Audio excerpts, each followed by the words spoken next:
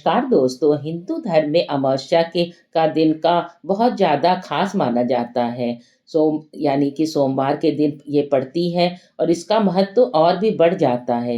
इस दिन वृद्धि योग और मूल नक्षत्र का शुभ संयोग बन रहा है इस बार, जो इसे बहुत ही ज़्यादा फलदायी बना रहा है। इसे सुख, समृद्धि और शांति के प्रतीक भी माना जा रहा है। इस बार पंचांग के अनुसार 30 दिसंबर को सोमवती अमावस्या पर वृद्धि योग बन रहा है। वही मूल नक्षत्र इस दिन को और भी पवित्र बनाता है। इस संयोग में किए गए धार्मिक कार्य और पूजा अत्यधिक फलदायी होते हैं। यह योग धन, धान्य, समृद्धि और परिवार के कल्याण के लिए श्रेष्ठ माना जा रहा है। ऐसे में हमें सोमवती अमावस्या के दिन पूजा विधि विधान से करना चाहिए। प्रातः काल स्नान करके और स्वच्छ कपड़े धारण करें और गणेश जी को प्रणाम करें। और विष्णु भगवान, और चूंकि सोमवार का दिन है इसलिए शिव जी को भी स्मरण करके हमें पूजा करना चाहिए। अब प्रभु को चंदन और पुष्प अर्पित करना चाहिए। अगर हम पीपल के वृक्ष के नीचे जा रहे हैं तो विष्णु भगवान की पूजा करी जाती है। दीपक और प्रज्वलित करें, चालीसा का पाठ करें और पूरी श्रद्धा के साथ विष्णु जी की आरती करें और तुलसी दल सहित भोग लगाएं।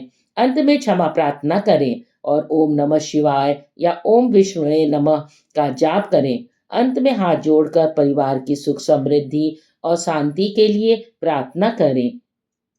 ऐसा माना जाता है कि पीपल का जो वृक्ष होता है जिसके हम लोग फेरे लगाते हैं, सभी देवताओं का वास होता है। महिलाएं इस दिन पीपल के वृक्ष की परिक्रमा कर सुख, समृद्धि और परिवार की लंबी आयु की कामना करती हैं। थाल में दीप, कच्चा दूध, गंगा जल, अक्षत लेकर वृक्ष की पूजा करें। पीपल वृक्ष के नीचे दीपक जलाएं, गंगा जल अर्पित करें। पीपल को कच्चा दूध, जल, हल्दी और चावल अर्पित करें। वृक्ष की 108 बार परिक्रमा कर लें। उसके के लिए आप कोई भी चना ले सकती हैं, कोई फल ले सकते हैं, कोई भी ऐसी चीज जो हम गरीबों में बांट दें, तो वो लेकर आपको परिक्रमा करनी होती है। वृक्ष की 108 बार परिक्रमा करें और सुख समृद्धि की मंगल कामना करें। इस दिन हम लोग पितरों को के लिए भी दान करते हैं। उनकी आत्मा की शांति के लिए तर्पण करना और दान देना भी अत्यधिक शुभ माना गया है। इस दिन गरीबों को हमें भोजन भी कराना चाहिए, कपड़े जो भी हो सकें। अब इस समय जाड़े के दिन चल रहे हैं तो जाड़े ठंड के कपड़े और धन, थोड़ा बहुत जो भी दान हमारी तथा है वैसी दान वगैरह हमको करनी चाहिए। और पीपल के वृक्ष के नीचे एक दिया जलाना चाहिए हमको अपने पितरों के नाम से, जिससे हमें मानसिक शांति भी मिलती है और आत्मिक संतोष भी मिलता है और सुख समृद्धि भी हमारे घर में आती है। हमारे पूर्वज हमको आशीर्वाद दे जाते हैं। आज सोमवती अमावस्या के दिन एक कथा सुनी जाती है। कथा का श्रवण करते हैं। एक गरीब ब्राह्मण परिवार था। परिवार में पति पत्नी और उनकी एक पुत्री थी। आयु के अनुसार पुत्री धीरे धीरे बड़ी होने लगी। बढ़ती उम्र के साथ उसमें स्त्रियों के गुणों का भी विकास होने लगा। वह बहुत ही सुंदर, सुशील और सर्वगुण संपन्न थी, लेकिन गरीब होने के कारण उसका विवाह नहीं हो पा रहा था। एक दिन उस ब्राह्मण के घर एक साधु महाराज पधारे।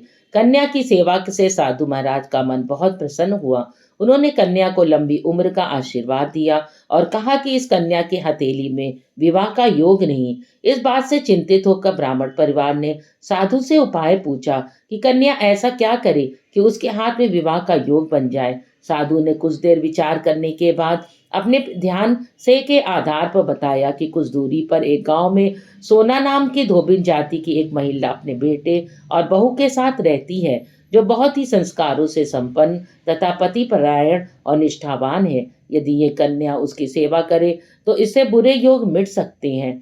साधु ने भी यही कहा कि वह महिला कहीं आती जाती नहीं है। यह बात सुनकर ब्राह्मणी ने अपनी बेटी से धोबिन की सेवा करने की बात कही।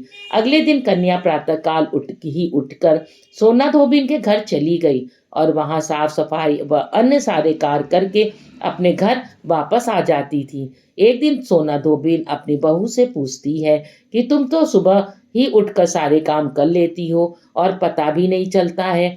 बहू ने कहा, माँ जी, मैंने सोचा कि आप ही सुबह उठकर सारे काम खुद ही खत्म कर देती हैं।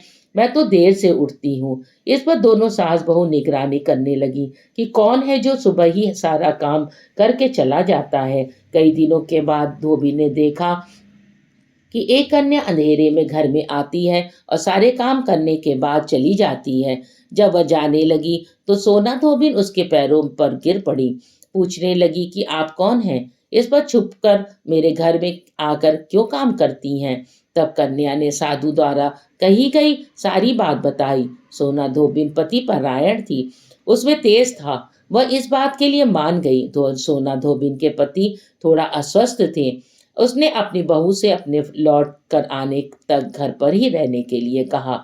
सोना धोबी ने जैसे ही अपने मांग का सिंदूर उस कन्या की मांग में लगाया, उसका पति मर गया।